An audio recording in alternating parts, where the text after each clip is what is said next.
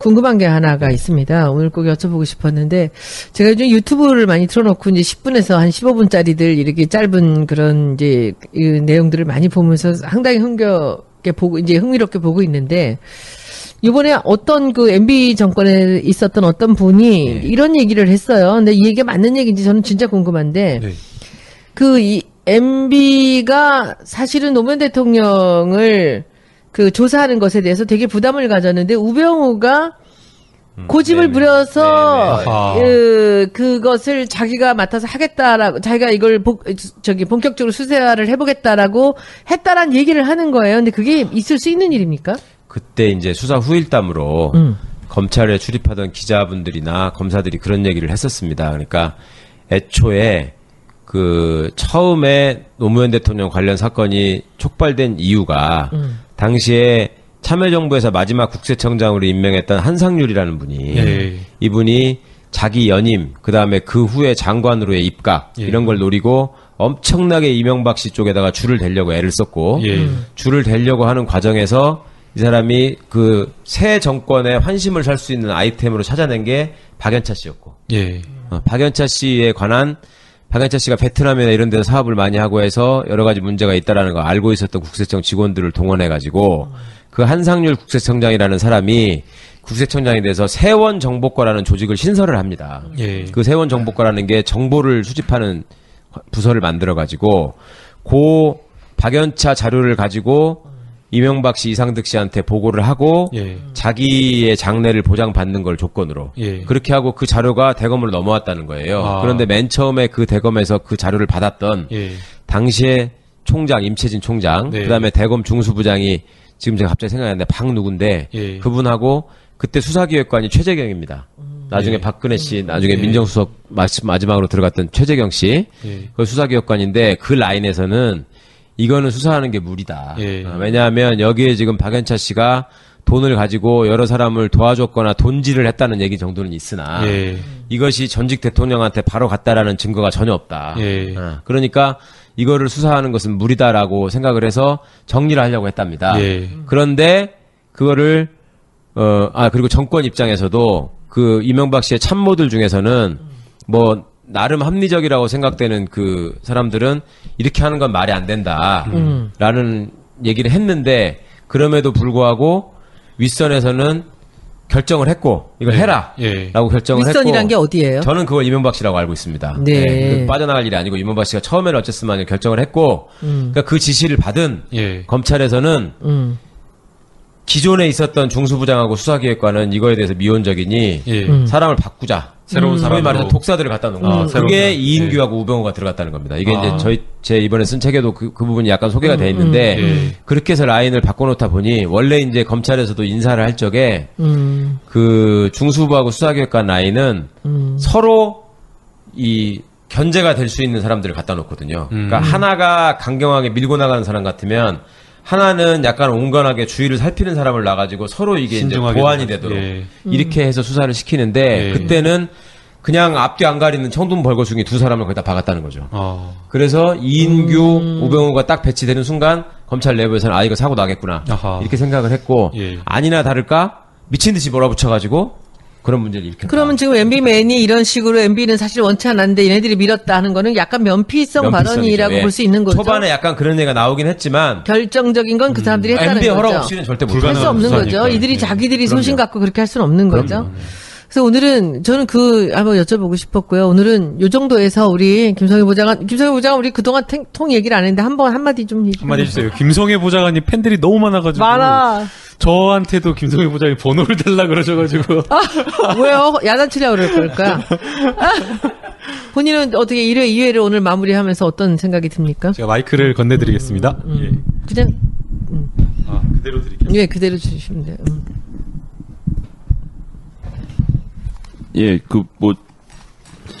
제가 이번 프로그램은 엔지니어라 출연할 생각 전혀 없었는데, 일부 분들께서 손해는 미움받고 잘린 게 아니냐는 생각을 하고 있습니다. 그래서, 그렇지 않다는 걸 증명하기 위해서 얘기 좀 목소리를 해봐. 한번. 내가 어떻게 했는지.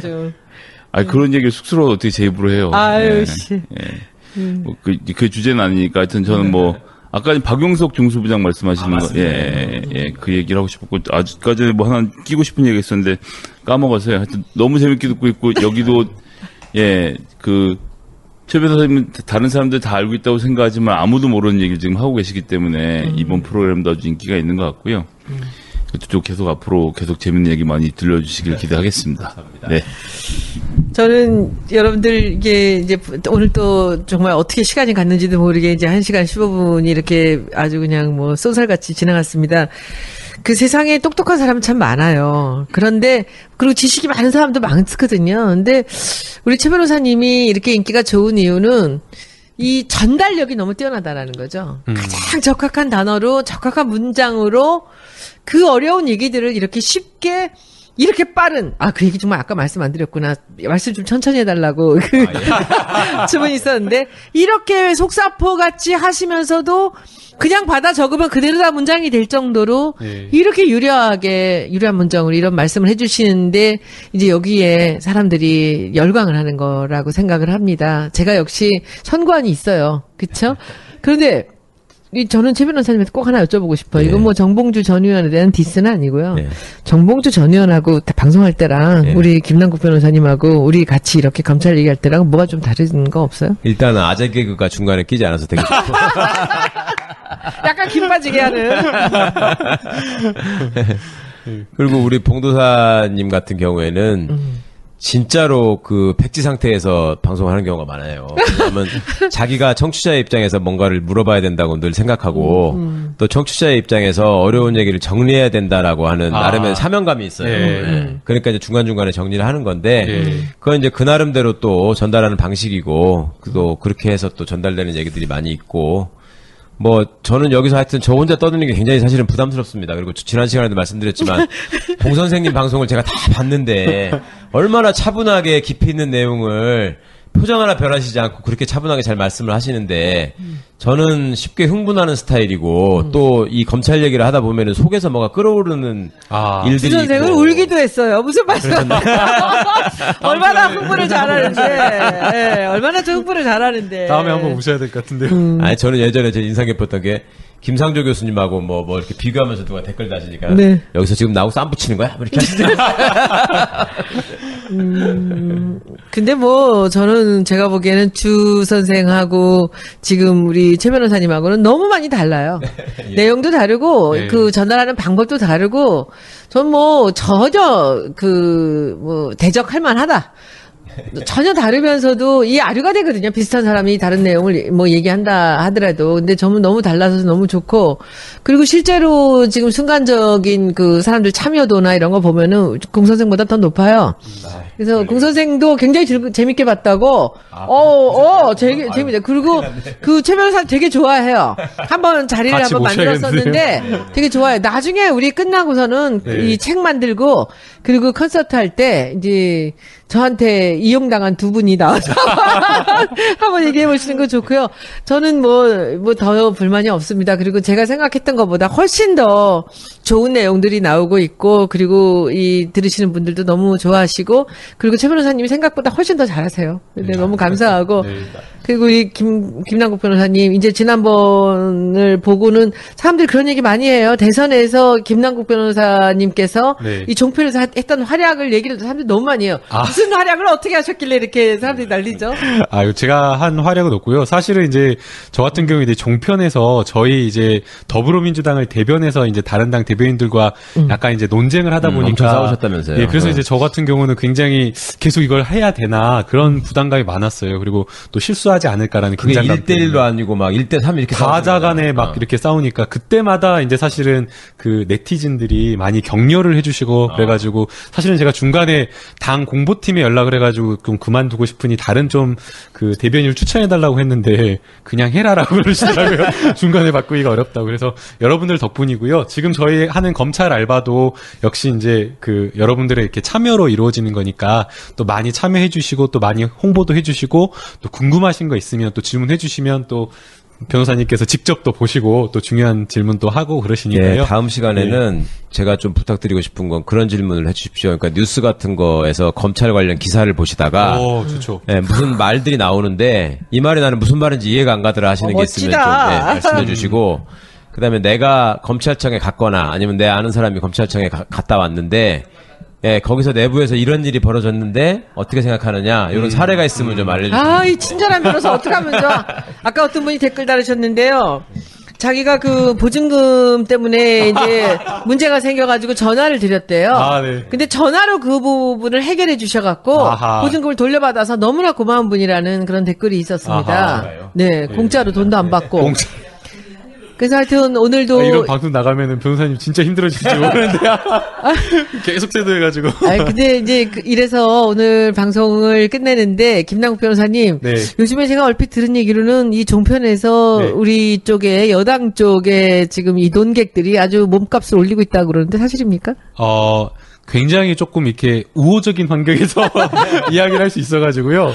비판의 칼날을 좀 무디게 그냥 아예 뭐 칼집 속에 넣고 있어도 뭐 될 정도로 그냥 다들 칭찬해 주시고 막 그래가지고. 딴 사람들이 다 칭찬하니까 이제는 특히 김남국. 제가 심지어는 지난번에 TV조선에 나갔는데 제가 비판을 좀 해야 될 정도로 다른 분들이, 다른 패널들이 다 이렇게 칭찬을 하셔가지고 이게 균형이 안 맞아가지고 그런 경우도 있고, 굉장히 우호적인 분위기인데요. 이럴 수있을수록 조금 더 겸손하게 그러니까 또 하겠습니다. 저렇게 해맑고 잘생긴 젊은 변호사가 종편에서 그렇게 우리 편에서 싸워주니까 얼마나 감사한지, 저는 정말 이번에 제가 우리 국민들 전체를 대신해서 이번에 종편에서 선거 공연에서 싸워주신 거 너무 감사드립니다. 손수호 변호사도 되게 또 미남이에요. 잘생겼지. 진짜 잘생겼고 그냥 얼마나 정말 훈남인지. 수호 형님은 사실은 변호사가 아니라 연예인 했어야 되는데.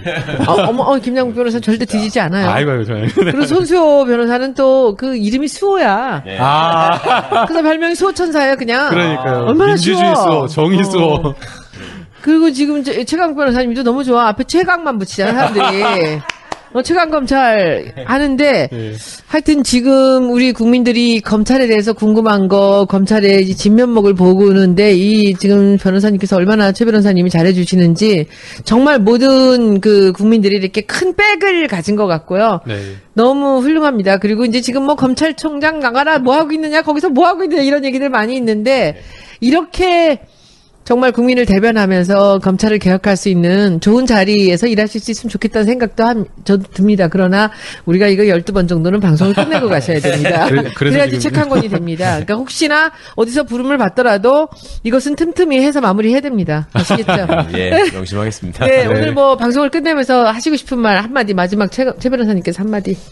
오늘도 재미가 있고 유익하셨는지 모르겠는데 제 깐에는 하여튼 최대한 좀 많은 걸 알려드리고 싶어서 드린 말씀이고요. 이렇게 하는 이유는 앞서도 말씀드렸지만 우리 김 변호사님 잘 말씀해 주신 것처럼 검사, 법률가, 법조인 이런 사람들이 절대 특별하거나 특이한 사람들이 아니다라는 점을 꼭 기억해 주셨으면 좋겠습니다. 이거는 주권자의 명을 받들어서 서비스를 해야 되는 전문직일 뿐이고요. 그 다음에 무엇보다 중요한 것은 법률가들이 앞장서서 좋은 법을 만든 역사는 없습니다. 인류 역사상. 그건 항상 시민들의 명을 받들어서 국회의원들이 입법자들이 하는 일이고요. 그렇게 입법자들이 그렇게 좋은 법을 만들게 하려면 우리 주권자들의 깨어있는 눈이 무엇보다 필요하다. 그리고 그렇게 하기 위해서는 우리가 주인이라는 생각으로 저 사람들에 대해서 내가 너네들을 속속들이 알겠다. 그리고 안 다음에 철저히 감시하겠다. 이런 마음을 잃지 않으셔야지 검찰이 애초에 역사가 설계한 대로 세계적으로 법이 설계한 대로 제대로 된 검찰이 될 수 있다. 그 말씀을 계속 드리겠습니다. 어떻게 1회, 2회를 오늘 마무리하면서 어떤 생각이 듭니까? 제가 마이크를 건네드리겠습니다. 그냥 그대로 드릴게요. 그대로 주시면 돼요.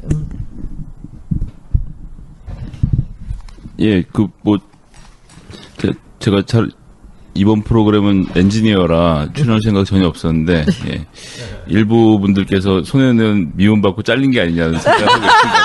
그래서, 그렇지 않다는 걸 증명하기 위해서 얘기 좀 목소리를 해봐. 내가 어떻게 했는지. 그런 얘기를 쑥스러워 어떻게 제 입으로 해요. 그 주제는 아니니까 하여튼 저는 아까 박용석 중수부장 말씀하시는 거, 그 얘기를 하고 싶었고, 아직까지 하나 끼고 싶은 얘기 있었는데 까먹었어요. 하여튼 너무 재밌게 듣고 있고, 여기도, 최 변호사님은 다른 사람들 다 알고 있다고 생각하지만 아무도 모르는 얘기를 지금 하고 계시기 때문에 이번 프로그램도 아주 인기가 있는 것 같고요. 또 계속 앞으로 계속 재밌는 얘기 많이 들려주시길 기대하겠습니다. 감사합니다. 네. 저는 여러분들 이제 오늘 또 정말 어떻게 으로의 입각 예. 이런 걸 노리고 엄청나게 이명박 씨 쪽에다가 줄을 대려고 애를 썼고 예. 줄을 대려고 하는 과정에서 이 사람이 그 새 정권의 환심을 살 수 있는 아이템으로 찾아낸 게 박연차 씨였고 예. 박연차 씨에 관한 박연차 씨가 베트남이나 이런 데서 사업을 많이 하고 해서 여러 가지 문제가 있다라는 거 알고 있었던 국세청 직원들을 동원해가지고 그 한상률 국세청장이라는 사람이 국세청장에 대해서 세원정보과라는 조직을 신설을 합니다. 예. 그 세원정보과라는 게 정보를 수집하는 부서를 만들어가지고 고 박연차 자료를 가지고 이명박 씨, 이상득 씨한테 보고를 하고 예. 자기의 장래를 보장받는 걸 조건으로 예. 그렇게 하고 그 자료가 대검으로 넘어왔다는 거예요. 아. 그런데 맨 처음에 그 대검에서 그 자료를 받았던 예. 당시에 총장 임채진 총장 네. 그다음에 대검 중수부장이 지금 제가 갑자기 생각이 안 나는데 박 누군데 예. 그분하고 그때 수사기획관이 최재경입니다. 나중에 예. 박근혜 씨, 나중에 예. 민정수석 마지막으로 들어갔던 최재경 씨, 예. 그 수사기획관인데 그 라인에서는 이거는 수사하는 게 그 중수부하고 수사기획관 라인은 서로 이 견제가 될 수 있는 사람들을 갖다 놓거든요. 그러니까 하나가 강경하게 밀고 나가는 사람 같으면 하나는 약간 온건하게 주의를 살피는 사람을 놔가지고 서로 이게 이제 신중하게 보완이 되도록 예. 이렇게 해서 수사를 시키는데 예. 그때는 그냥 앞뒤 안 가리는 청둔 벌거숭이 두 사람을 거기다 박았다는 거죠.